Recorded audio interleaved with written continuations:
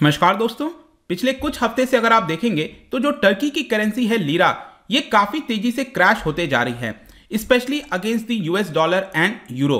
तो यहां पर मैं आपको बताने की कोशिश करूंगा कि एग्जैक्टली हो क्या रहा है, और इसको लेकर जाहिर सी बात है कि अगर कोई करेंसी क्रैश होने लगती है तो जो वहां पर लोग रह रहे हैं उनको थोड़ी सी चिंता होगी, क्योंकि उनकी जो परचेजिंग पावर है वो यहां पर एक प्रकार से कम हो जाती है। तो यहां पर क्या जो एर्डोगान है, जो प्रेसिडेंट हैं टर्की के एर्डोगान, क्या उनके खिलाफ किसी प्रकार का प्रोटेस्ट हो रहा है, पॉलिटिकल इंप्लीकेशन क्या है, वो भी मैं आपको बताने की कोशिश करूंगा। काफी कुछ जानने को है, चलिए आगे बढ़ते हैं। लेकिन उसके पहले अगर आप यूपीएससी या फिर किसी भी एग्जाम की तैयारी कर रहे हैं तो आप हमारे ऐप को डाउनलोड कर लीजिए या फिर studiiq.com विजिट कर सकते हैं, वहां पर सारी जानकारी आपको मिल जाएगी। तो इसके अलावा अगर आप यूपीएससी की एमसीक्यूज अटेम्प्ट करना चाहते हैं तो मेरे इंस्टा पेज पर जा सकते हैं, वहां पर आपको स्टोरीज में जो एमसीक्यूज हैं वो मिल जाएंगे। तो चलिए सबसे पहले हम देखेंगे एग्जैक्टली हो क्या रहा है, हम इसकी चर्चा क्यों कर रहे हैं। जैसा कि मैं आपको बता रहा था, पिछले कुछ महीने में जो टर्की की करेंसी है लीरा, ध्यान रखिएगा LIRA, मैं आपको अभी मैप में दिखाऊंगा कि किस तरह से ये फॉल हुआ है, लेकिन यूएस डॉलर और यूरो के मुकाबले यहां पर काफी बड़ा फॉल देखने को मिला। यू अपने ऑल टाइम लो पर आ चुका है। जैसे कि भारत की अगर करेंसी अगर आप देखोगे, रूपी जो है $1 इक्वल टू ये 75 के आसपास चल रहा है, तो ये भी अपने ऑल टाइम लो के आसपास ही है उसी प्रकार। लेकिन ये हम काफी पहले लंबे समय से स्टेबल हो गए हैं उस पर्टिकुलर एरिया में, लेकिन टर्की की जो करेंसी है वो लगातार फॉल देखने को मिलेगी। और इसका एक बहुत बड़ा कारण ये बताया जा रहा है कि जो प्रेसिडेंट एर्डोगान है टर्की के, उनके द्वारा जो पॉलिसीज अपनाई जा रही है, स्पेशली उनके देश में जो सेंट्रल बैंक है वो जानबूझकर उनके ऊपर दबाव डाल रहे हैं कि आप इंटरेस्ट रेट को कम करिए। जैसे भारत में भी अक्सर आप सुनते होंगे, जब रघुराम राजन और उर्जित पटेल यहाँ पर गवर्नर थे आरबीआई के, तब उनके ऊपर भी कई सारा ऐसा लग रहा था, कई सारे एक्सपर्ट्स कह रहे थे कि दबाव डालने की कोशिश की जा रही है कि यहाँ पर आप इंटरेस्ट रेट कम करिए। इंटरेस्ट रेट क्यों कम करने की बात होती है? बेसिकली इसीलिए ताकि सस्ते ब्याज दर पर लोगों को पैसा मिल सके और उसको निवेश कर सकें, और वो चाहते हैं कि ग्रोथ रेट देश के अंदर बढ़े, क्योंकि सरकार से बार बार सवाल किया जाता है ग्रोथ रेट को लेकर। लेकिन दूसरा उसका जो इंप्लीकेशन ये होता है कि अगर सस्ता पैसा मिलेगा तो उसे इन्फ्लेशन बहुत तेजी से बढ़ता जाएगा। और अगर आप टर्की में इन्फ्लेशन देखोगे तो वो 20% के आसपास, कैन यू जस्ट इमेजिन 20%। हमारे देश में अगर ये 6-7% से ऊपर चला जाता है तो काफी बड़ा डिस्कशन हो जाता है, टर्की में ये 20% के आसपास चल रहा है। तो ये एक बहुत बड़ा कारण है जिसकी वजह से आप कह सकते हैं कि ये इतना बड़ा फॉल हो रहा है। और इसकी वजह से जो फैमिलीज हैं वो स्ट्रगल कर रही हैं, जो गुड्स वो खरीद सकते हैं, जो परचेजिंग पावर है ना, ऑब्वियस सी बात है वो यहां पर कम हो जाता है। तो क्वेश्चन ये आता है कि ये क्रैश क्यों हो रहा है। तो एक तो मैंने आपको ये बताया कि जो सेंट्रल बैंक है उन्होंने यहां पर जो इंटरेस्ट रेट है उसको काफी कम किया है। सितंबर के महीने से देखोगे तो आप 4% यहां पर कम किया गया है, लेकिन दूसरी तरफ इन्फ्लेशन ऑलरेडी 20% के आसपास चल रहा है। जहां तक एर्डोगान की बात है, एर्डोगान पिछले 19 साल से सत्ता में है और अथॉरिटेरियन रूल एक प्रकार से आप कह सकते हो वो वहां पर चलाया जा रहा है। कॉन्ट्ररी अगर आप देखेंगे, जो इकोनॉमिस्ट हैं उनका कहना है कि यहां पर इंटरेस्ट रेट को हमें बढ़ाना चाहिए ताकि यहां पर जो प्राइसेस है, इन्फ्लेशन है, उसको किसी प्रकार से काबू में लाया जा सके। तो बेसिकली हुआ क्या है ना कि क्योंकि गवर्नमेंट वहां की प्रेशर डाल रही है वहां की सेंट्रल बैंक के ऊपर, तो एक प्रकार से जो बैंक का इंडिपेंडेंस है उसको लेकर सवाल खड़ा हुआ है, और ये किसी भी फॉरेन इन्वेस्टर्स को पसंद नहीं आता। तो फॉरेन इन्वेस्टर्स को पसंद नहीं आएगा तो वो लोग अपना जितना भी पैसा उन्होंने टर्की में निवेश किया था उसको वो बाहर ले जाने लगेंगे। तो जैसे जैसे टर्की से अपना डॉलर बाहर ले जा रहे हैं तो जाहिर सी बात है ना कि वो डॉलर वापस ले जा रहे हैं, तो डॉलर की सप्लाई कम हो रही है। तो इसी की वजह से यहां पर जो टर्की का करेंसी है लीरा, वो यहां पर एक प्रकार से जो है क्रैश हो रहा है, वो यहां पर गिर रहा है।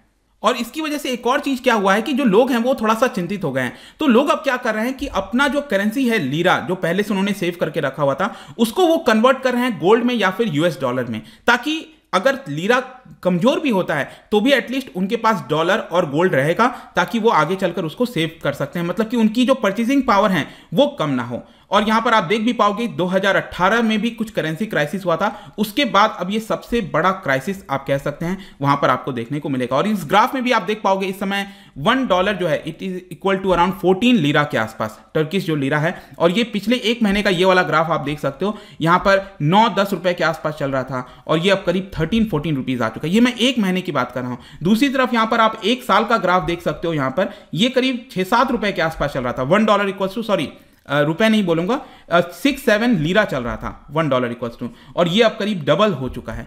तो इसी से आप समझ सकते हो कि काफी बड़ा क्रैश, मतलब डबल हो जाना ये अपने आप में काफी बड़ी बात होती है विद इन 1 ईयर के आसपास।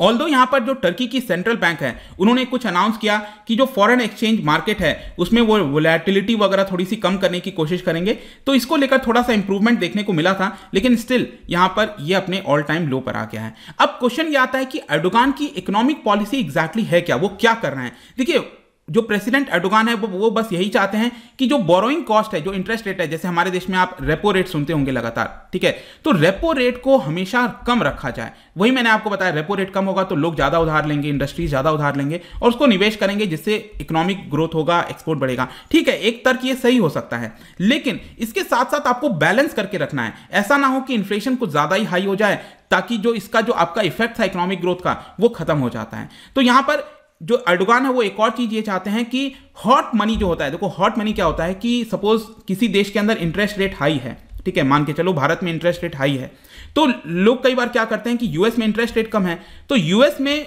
बोरो करके वो अपना पैसा भारत में लगा देते हैं, ताकि यहां पर उनको ज्यादा इंटरेस्ट रेट मिलता है। तो एर्डोगान ये कह रहे हैं कि ये जो हाई इंटरेस्ट रेट वाला पूरा मामला चल रहा है कई वर्षों से, मैं उसको खत्म करना चाहता हूं। इसके अलावा एक और चीज मैं आपको बताऊं तो काफी डिवाउट मुस्लिम हैं जो एर्डोगान है, और उसके अंदर वो ऐसा मानते हैं कि जो असीरी है वो एक प्रकार का सिन है। देखो इसका मतलब होता है कि आप हाई इंटरेस्ट रेट पर लैंड कर रहे हो पैसा, तो ये एक प्रकार का श्राप है, सिन है, ऐसा उनका कहना है। It is mother and father of all evil, तो इतना हाई इंटरेस्ट रेट नहीं होना चाहिए, ऐसा उनका कहना है। और इसीलिए अगर आप देखिए तो सेंट्रल बैंक के 3 गवर्नर्स को, जी हाँ 3 गवर्नर्स को उन्होंने उनको हटा दिया था वहां पर, क्योंकि वो उनकी बात नहीं मान रहे थे। और थर्सडे को अभी रिसेंटली पिछले हफ्ते की बात है, नए फाइनेंस मिनिस्टर को स्थापित किया गया है उनके द्वारा, और इसकी वजह से भी यहां पर लीरा में थोड़ा बहुत आपको गिरावट देखने को मिलेगा। इसके अलावा एर्डोगान का यह भी कहना है कि ये जो करेंसी क्रैश हुआ है ये एक प्रकार से फॉरेन फोर्सेस की चाल है, मतलब वो टर्की की इकोनॉमी को खत्म करना चाहते हैं। वो बेसिकली यहां पर नेशनलिज्म का एंगल ला रहे हैं कि बाहर की जो ताकतें हैं वो हमारे देश की इकोनॉमी को अच्छा नहीं देखना चाहती, खत्म करना चाहती हैं, इसलिए यहां पर ये करेंसी क्रैश देखने को मिल रहा है। लेकिन सरकार यहां पर जो भी स्टेप लेना है वो ले रही है ताकि देश के अंदर इकोनॉमिक ग्रोथ आ सके और ये सारी चीजें मिल सके। लेकिन वो बेसिकली ये कह रहे हैं कि इंटरेस्ट रेट कम करके भी हम जो इन्फ्लेशन है उसको काबू में ला सकेंगे, लेकिन ज्यादातर इकोनॉमिस्ट का कहना है कि ऐसा हो नहीं सकता, it is not possible. Usually क्या होता है कि जब भी आप इंटरेस्ट रेट कम रखोगे तो यहां पर आपको इन्फ्लेशन बढ़ता ही हुआ देखने को मिलेगा। तो देखते हैं वो एग्जैक्टली क्या होता है। लेकिन आखिरी में यहां पर क्वेश्चन आता है कि पॉलिटिकल इंपैक्ट क्या है, क्या किसी प्रकार का प्रोटेस्ट हो रहा है, कोई अगेंस्ट बोल रहा है इनके खिलाफ। तो यहां पर अगर आप देखिए तो जब एर्डोगान पावर में आए थे, सत्ता में आए थे, तो काफी लंबे समय तक इकोनॉमी स्ट्रांग थी वहां पर और उसी की वजह से वो लगातार इलेक्शंस जीतते जा रहे थे। लेकिन रिसेंटली जिस प्रकार से प्राइसेस बढ़े हैं उनकी पॉपुलैरिटी में कमी आई है। यहां पर जो इकोनॉमिक पॉलिसीज उनके द्वारा अडॉप्ट किया गया है तो उनके खुद के जो सपोर्टर्स हैं वो उनके अंदर अब अच्छा नहीं लग रहा है एर्डोगान जो है। पिछले हफ्ते की बात है, यहां पर कुछ डेमोन्स्ट्रेशन वगैरह हुआ था। देखिए वहां पर भी कोई बहुत बड़ा डेमोन्स्ट्रेशन आप कर नहीं पाओगे क्योंकि वो अथॉरिटेरियन रूल के हिसाब से वो चला रहे हैं। वैसे अगर आप देखिए तो पूरे मुस्लिम देशों में टर्की एक इकलौता ऐसा देश है जहां पर आपको डेमोक्रेसी जैसी चीज देखने को मिलेगी, लेकिन उसमें भी अब काफी ज्यादा गिरावट आई है। तो यहां पर कई शहरों के अंदर डजन्स ऑफ पीपल्स को डिटेन वगैरह किया गया क्योंकि वो प्रोटेस्ट कर रहे थे एर्डोगान के खिलाफ। और इसके अलावा यहां पर एक पॉलिटिकल अपोजिशन पार्टीज का ग्रुप भी बन रहा है और यहां पर बोला जा रहा है उनके द्वारा कि जिस प्रकार से मिसमैनेज किया गया है इकोनॉमी को, तुरंत री इलेक्शन होना चाहिए। लेकिन एर्डोगान का कहना है कि नहीं, री इलेक्शन नहीं होगा और ये जो 2023 में इलेक्शन होना है तभी हम इसको करवाएंगे। इसके अलावा यहां पर सरकार ये कह रही है कि जल्द से जल्द हम प्रोग्राम लेकर आ रहे हैं, 50,000 नए जॉब क्रिएट किए जाएंगे, मिनिमम वेज को बढ़ाया जाएगा। We are preparing to 1 by 1 take steps. तो देखते हैं क्या होता है, क्या टर्की की इकोनॉमी यहां पर संभल पाती है। अगर इसी तरह से चलता रहा तो आपको फर्दर इन्फ्लेशन देखने को मिलेगा जैसे मैंने बताया। तो आई होप कि जो रीजन वगैरह है वो सब कुछ आपको समझ में आ गया होगा। जाने से पहले एक इंटरेस्टिंग क्वेश्चन आपके लिए, क्या बता सकते हो कि when exchange rate in terms of domestic currency rises, when exchange rate in terms of domestic currency rises, उस केस में क्या होता है। तो ये थोड़ा सा शब्दों पर गौर करिएगा, समझने की कोशिश करिएगा। और इसका राइट आंसर आपको पता ही है, मेरे इंस्टाग्राम पर तो मिलेगा ही। वहां पर अगर आप नहीं हो कोई बात नहीं, टेलीग्राम से भी ले सकते हैं इसका राइट आंसर। मैं कई सारे एमसीक्यूज यहां पर डालता रहता हूं स्टोरीज के फॉर्म में, आप जाकर प्ले कर सकते हैं। बाकी अगर आपको पीडीएफ चाहिए तो टेलीग्राम पर आइए, अलग अलग सोशल मीडिया पर भी आप जुड़ सकते हैं। साथ ही साथ यूपीएससी या फिर किसी भी एग्जाम की तैयारी कर रहे हैं तो आप हमारे ऐप को डाउनलोड करिए। आई होप कि वीडियो आपको पसंद आया होगा। मिलता हूं आपसे next time. Till then, thank you very much, see you soon.